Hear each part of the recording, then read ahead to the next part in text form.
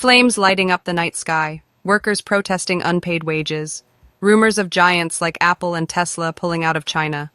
Some say the trade war is over, and China has already lost. But is that really the truth? Today we dive deep into one of the most misunderstood global battles of our time, the US-China trade war. The US-China trade war began in 2018, shaking global supply chains and rattling financial markets. Tariffs, retaliatory measures, and political posturing marked what many called the new Cold War of economics, but recently, headlines have changed tone. Apple is reportedly shifting production. Factories in China are facing protests. Meanwhile, talks in Geneva suggest new trade deals are being written. So what's really going on? Let's separate fact from fiction. Because to truly understand today's power shifts, we must first understand how deeply global economies have become interdependent and how fragile that balance truly is. There are no winners in tariff wars or trade wars. Bullying or hegemonism only leads to self-isolation. Let's start with Apple. The tech giant has expanded production in India and Vietnam. But is it leaving China? Not quite. In 2023, 14% of iPhones were made in India, a jump from just 7% the year before. But over 80% of Apple's production still happens in China. Why? Because no one else matches China's scale, speed, and supply chain infrastructure. Narrator. Other companies are diversifying too. Tesla continues to operate its Shanghai Gigafactory, Microsoft and Coca-Cola haven't exited, and ADM is restructuring, not fleeing. Diversification is not the same as abandonment. It's risk management. It's about building resilience, not cutting ties.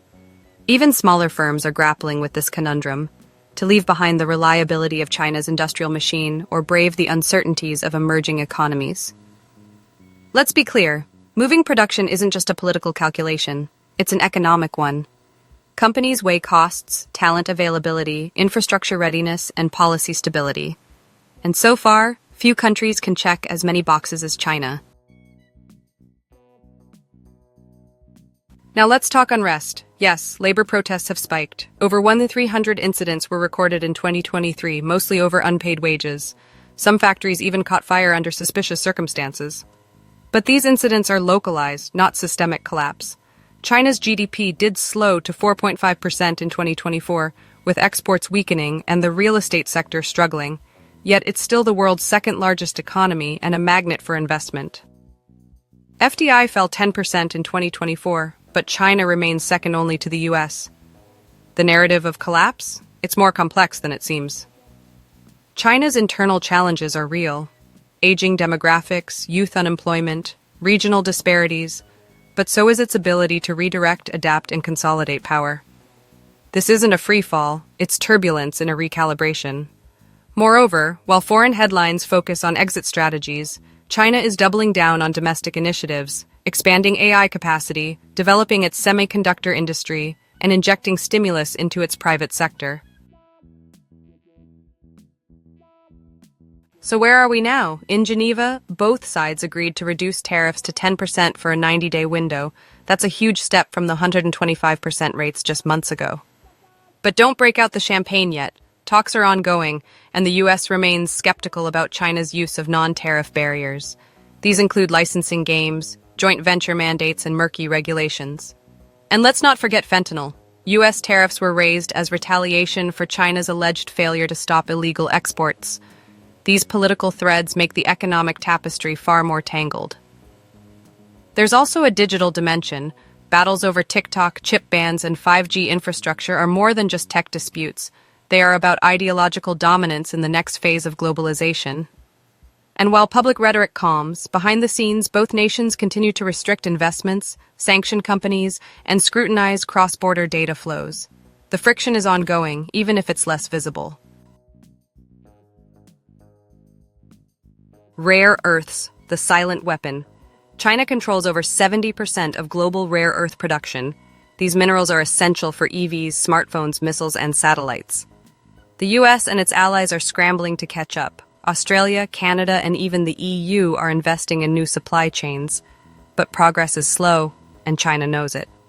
China's strategy isn't just control, it's conditioning. It's about reminding the world what happens when a single nation becomes irreplaceable in strategic commodities.